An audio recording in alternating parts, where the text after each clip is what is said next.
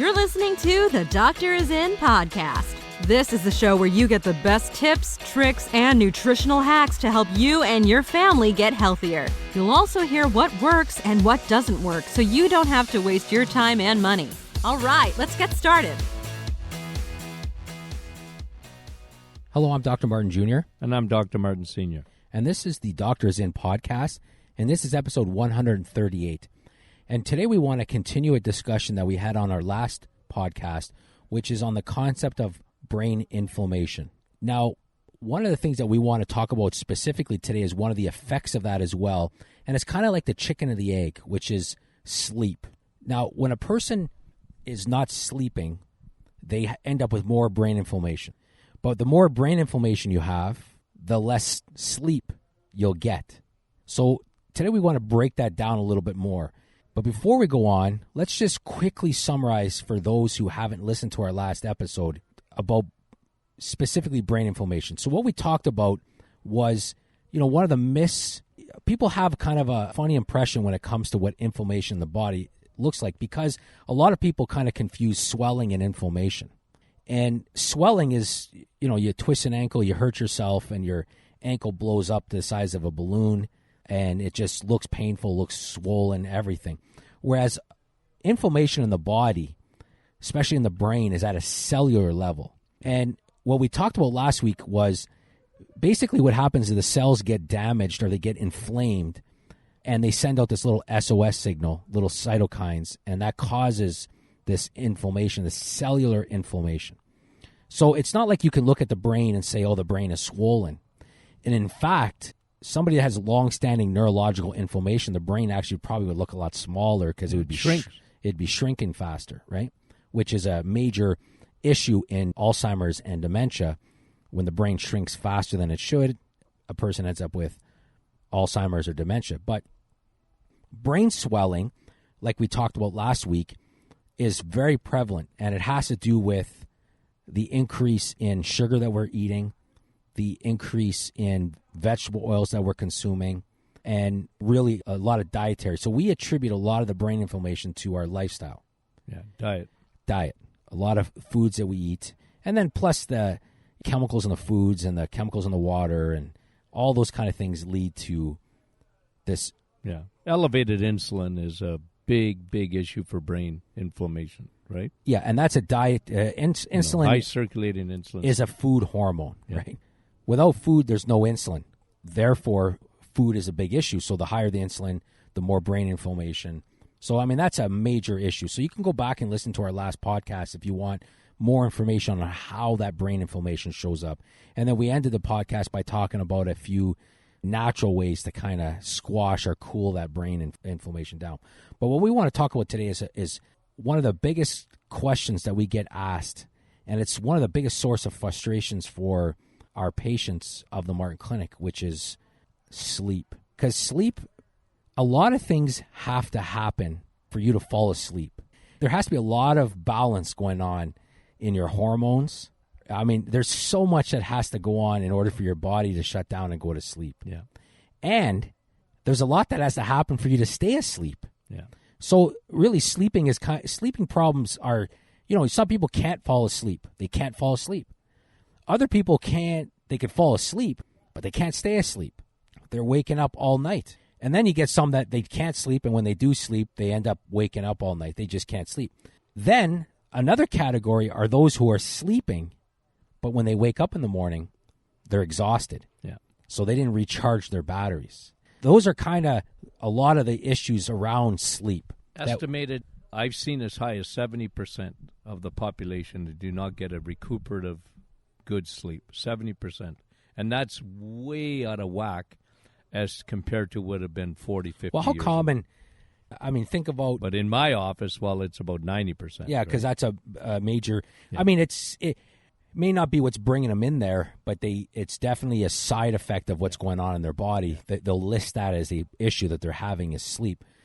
But it's amazing what happens when you correct sleep. It's amazing how much better they feel, right? Because one of the things, and you're starting to hear this more now, and research is starting to show this a lot more, it's pretty hard to have a normal metabolism if you're not sleeping properly, right? Because we know that a lack of sleep basically increases our body's ability to store fat through a whole bunch of different biochemical processes, ghrelin and leptin and all these things. At the end of the day, the less sleep you get, the more likely you are to store fat. And to make things worse, the less sleep you get, the more cravings you have. Because of leptin and ghrelin, you're hungrier. And it's not like you're hungrier for fruit or vegetables or meat. Yeah. You're craving sugars, salts. So a lack of sleep, not only are they fatigued, not only are they exhausted, they're not sleeping, and that affects their brain. And again, it's kind of like they get a lot of anxiety and they can't sleep, and then they can't sleep and they get a lot of anxiety. And then it kind of like leads into depression. So it creates this real storm in their brain that's kind of going on, right?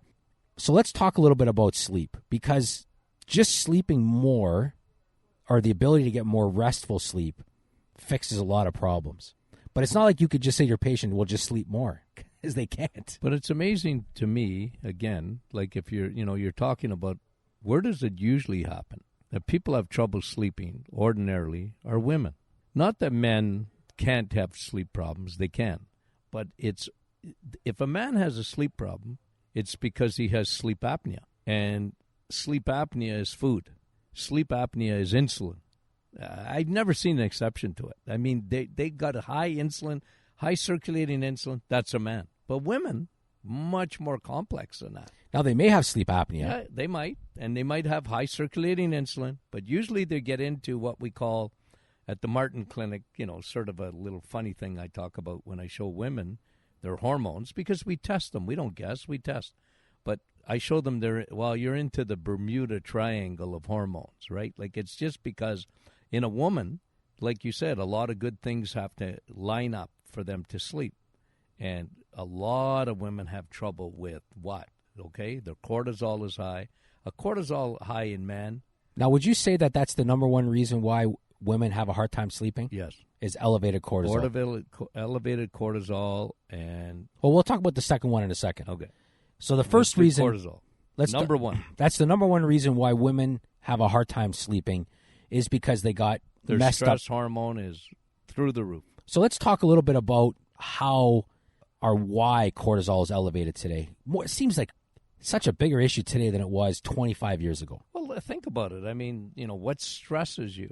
There's external stress, right? Who worries more? Someone's sick in the family, or you have relationship problems? Who worries more, men or women? Women. Their brain don't shut off. I get a kick out of my patients because women will go, my husband lies down. He's gonzo. He's asleep before he hit the pillow.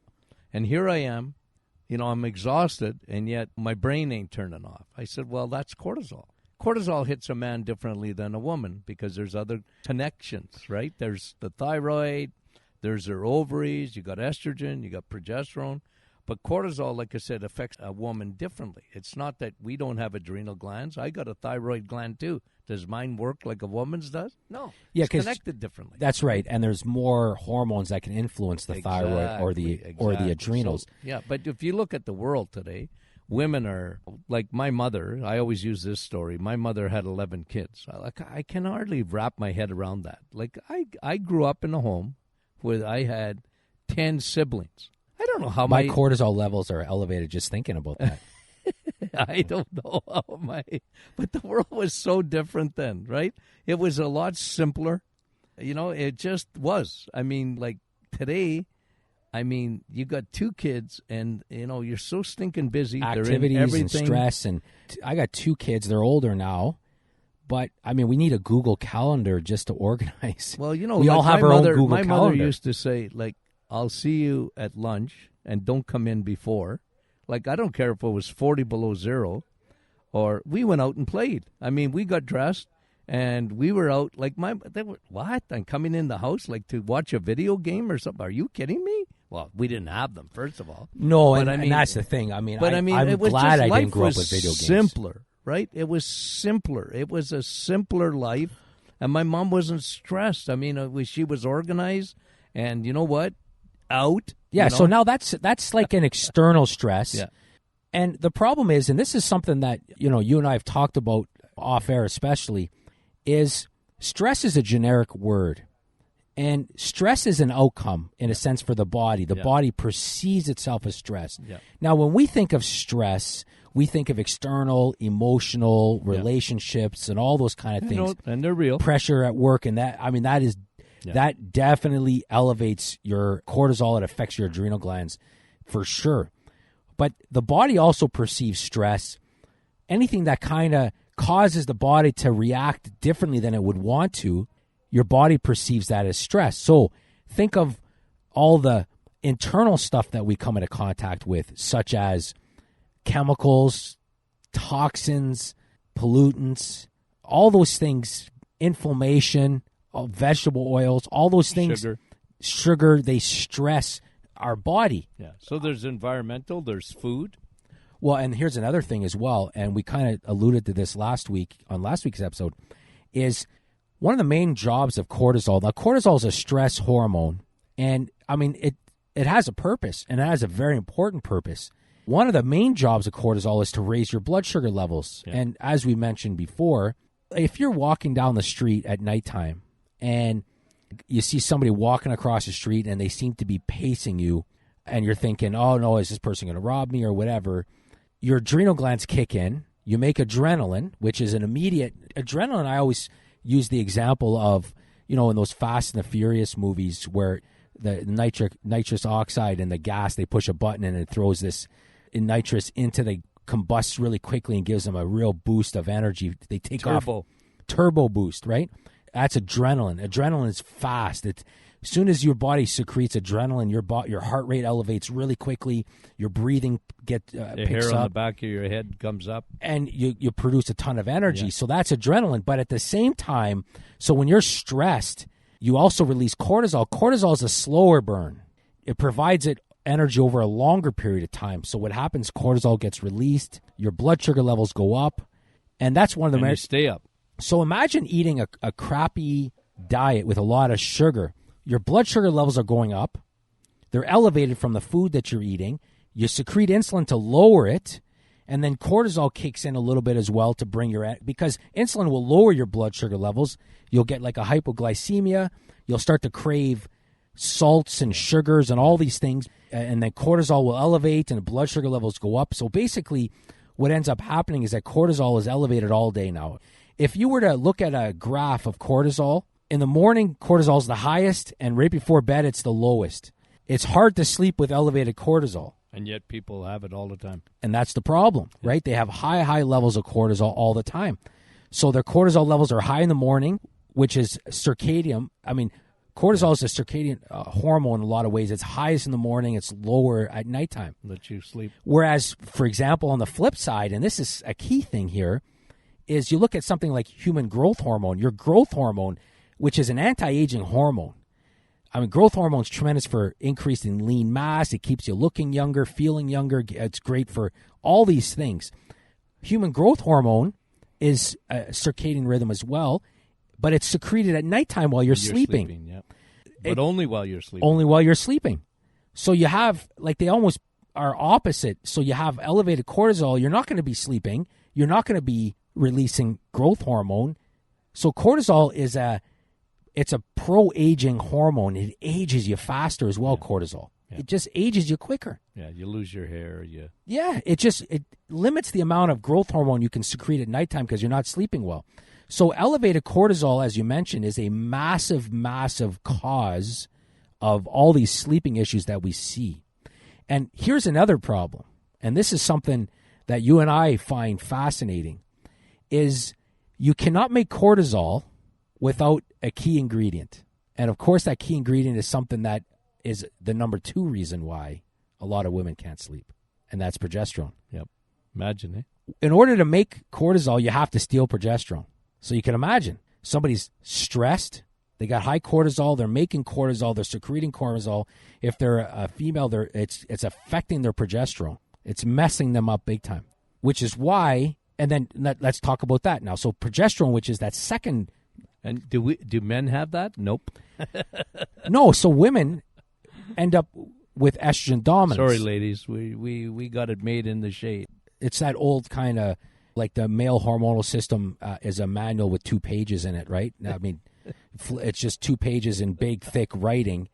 And then a female hormonal system is like a college textbook.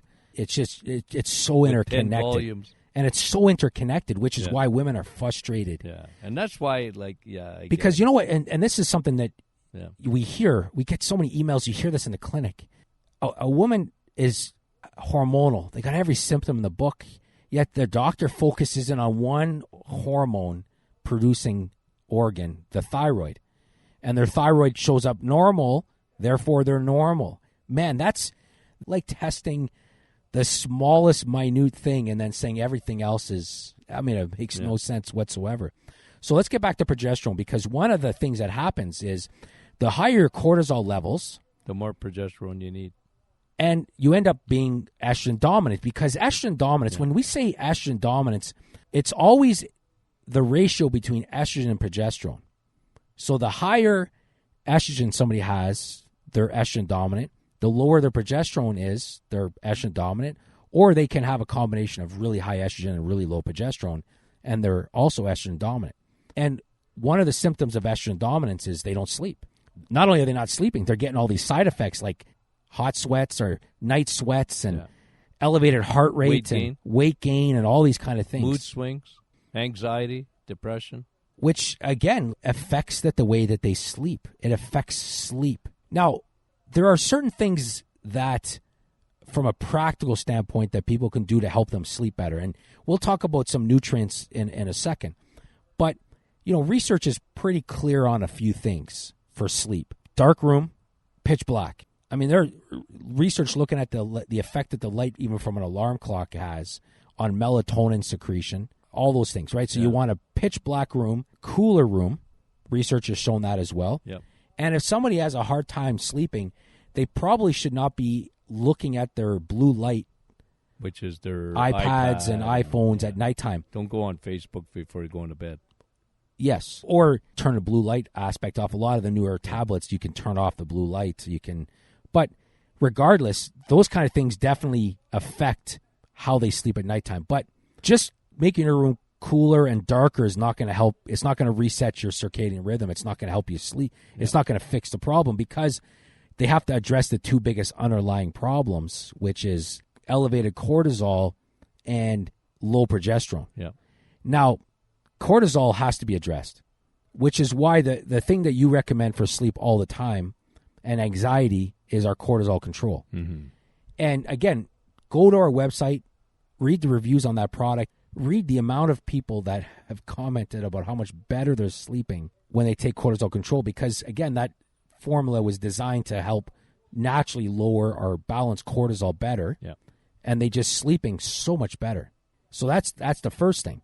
But a lot of women are so low in progesterone and so elevated in estrogen, they also need to address those 2 issues as well. Lower their estrogen, because they're usually dominant. We love our hormonal formula for that. The DIM, it's tremendous. It lowers it. We can prove it not only with testing, with thermography. You really see it when you can take that estrogen off the body, which can be a very highly dangerous for women and men, because men with a high woman hormone of estrogen, it makes the prostate grow. But yeah, you're right. I mean, you want to look at your progesterone. Thousands of women benefit from healthy progesterone levels, and taking a bioidentical, what we call our bioprogesterone cream is really good, right? And a lot of women it's a natural progesterone. It's a benefit. natural. Yeah. And doing that now, I've heard you say this before, and I always found this interesting. There's not a woman who doesn't benefit from taking progesterone. Yeah, I don't care what age you are. I mean, it's because we live in a world, again, we can go back and talk about estrogen. Where does estrogen come from? Well, estrogen, your body makes it. Men like a hair of it, and women lots of it. Because you're a woman. You want to have estrogen. Estrogen's good for you. You need estrogen. The problem is every chemical in the universe looks like estrogen to your body. Like every plastic, read the labels of anything, and you can't even pronounce those names. They look like estrogen. They're called xenoestrogens, right? So that elevates even food. Anything that where they put hormones in dairy. Well, and unfortunately, insulin and estrogen are kind of they're growth hormones. They're tightly related, right? Because very much. The more fat cells you have, the more estrogen there you go. You have. And a great way to build fat cells is to have elevated insulin all the time. So they definitely play off each other as well. Yeah. Which is why, again, when it comes to sleep, you get a lot of good results in patients with sleep. You address their elevated cortisol, you address their estrogen dominance, which implies low progesterone. One of the things that you recommend in your protocols is making sure that their B12 levels are optimized. Yeah. Because a lot of people are also not sleeping properly because they got a real deficiency in B12. Yeah.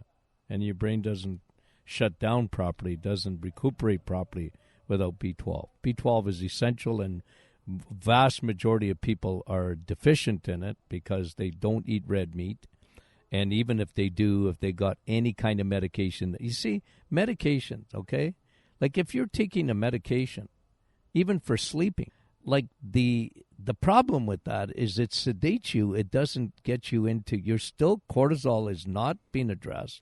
No, because there's a difference between sedation and sleeping. It's knocking the B12 right out of your body. Yes. And your cells need B12 to function properly. Every cell in your body needs B12. It's a precursor to you metabolizing your protein. And you know what I mean? Like B12 is an essential vitamin. You can't live without B12. And the vast majority of people are very deficient. That's one. The other vitamin is vitamin D. Because vitamin D is, you do not produce enough melatonin without vitamin D. So for sleep, people are very, very low in vitamin D. They don't realize it. When they stay out of the sun. And they're scared of vitamin D. They look at vitamin D as strictly what? A vitamin they take for their bones. For 50 years they talk about vitamin D in your bones. Your bones are all right. What do you need vitamin D for? But now we know that vitamin D is essential for almost everything in your body, right? Well, and that's, we can spend a lot of time talking about a study came out recently saying that most vitamins are useless. Some pharmaceutical shill doing a study giving the minimum amounts of everything with probably crappy form of everything, talking about how these things don't work, when how many hundreds and hundreds of studies have come out just on vitamin D alone, on everything from diabetes to dementia to Alzheimer's to cancer. I mean, it's ridiculous. Stuff like that just frustrates me more than anything. Yeah. They do it because they get a press release out of it, and I think it's to further an agenda. Just, it's like an information warfare in a lot of ways, because I think more and more people want drug. It's drug, the big pharma. Yeah, and I think more and more people are tired of drugs. I think more and more people are educated about their health.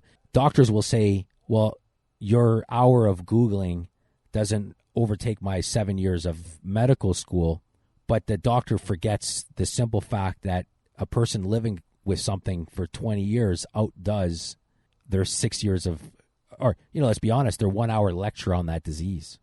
Yeah. And a lot of times, right? So people are educated about their conditions that they have. They search their symptoms. They read.